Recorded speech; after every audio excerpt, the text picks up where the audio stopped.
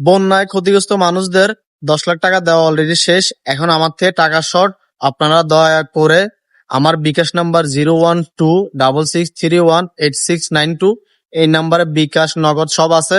আপনারা এই নাম্বারে দয়া করে টাকা পাঠান। যে যাই পারেন, 50 টাকা, 100 টাকা, 500 টাকা, যাই পারেন তাই বন্যা ক্ষতিগ্রস্ত মানুষদের জন্য পাঠান।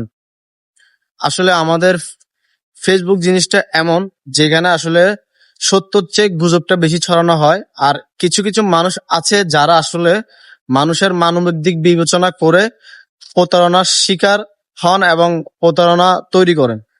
অনেকে ফেসবুকে দেখতেছি বিভিন্ন মাধ্যমে বিভিন্নভাবে টাকা কালেকশনের জন্য, বন্যায় ক্ষতিগ্রস্ত মানুষের জন্য টাকা কালেকশনের জন্য বিকাশ, নগদ এগুলাতে টাকা পাঠাতে বলতেছেন।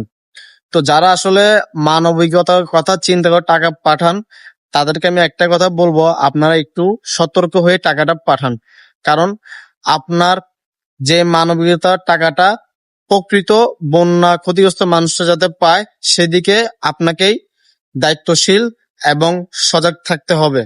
ফেসবুকে অনেকেই আসলে মানবিক মানুষের আসলে যেই বন্যায় ক্ষতিগ্রস্ত মানুষদের আসলে যেই একটা ইমোশন, সেই ইমোশনটা নিয়ে তারা আসলে প্রতারণা করে থাকে। তা আসলে অনেকেই করতেছে। তো আসলে আমি সবাইকে একটা কথাই বলবো, আপনারা দয়া করে কাউকে টাকা পাঠানোর আগে আসলে যাচাই করবেন সে আসলে প্রকৃত বন্যায় ক্ষতিগ্রস্ত মানুষদের সাহায্য করছে নাকি প্রতারণা করে নিজের পকেটে টাকাগুলো ঢুকাচ্ছে। সেদিকে একটু সতর্ক থাকার জন্য আপনাদেরকে অনুরোধ করব। কেননা আপনি হয়তো বন্যায় ক্ষতিগ্রস্ত মানুষদেরকে টাকা দিচ্ছেন মানবিকতার কথা চিন্তা করে, কিন্তু অ্যাকচুয়ালি তারা কিন্তু টাকাটা পাচ্ছে না। তো তাহলে আপনি টাকাটা দেওয়া আপনার সম্পূর্ণ বৃথা। আসলে অনেক ফেসবুকে বড় বড় অনেক গ্রুপ আছে, অনেক আইডিয়া আছে যারা আসলে প্রকৃত দিচ্ছে, আসুন্না, তারপরে বিভিন্ন ধরনের ফাউন্ডেশন। আসলে ওই ফাউন্ডেশন গুলা বৈষম্য বিরোধী ছাত্র আন্দোলনের যে ফাউন্ডেশন গুলা, ওইগুলো আসলে প্রকৃত মানুষদের সহায়তা করছে। তো আপনারা ওইসব ফাউন্ডেশনে টাকাটা 50 টাকা হোক, 10 টাকা হোক, 500 টাকা হোক, ওই টাকাটা আপনারা ওইখানে সাহায্য করুন। এতে করে প্রকৃত যারা বন্যায় আসলে সত্যিগত অর্থে যারা ক্ষতিগ্রস্ত, সেসব মানুষগুলো টাকাটা পাবে। তো আমি সবাইকে একটা অনুরোধ করব, আপনারা দয়া করে এরকম কোনো বিকাশ, নগদ এরকম কোনো নাম্বারে আপনারা দয়া করে টাকাটা পাঠাবেন না।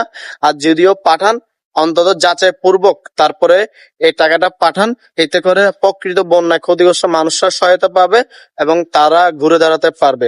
সবাইকে এই কথাটা বলার জন্য আসলে ফার্স্টে এই কথাটা একটু প্রতারণার শিকার হলাম, এরকম অনেকে করে।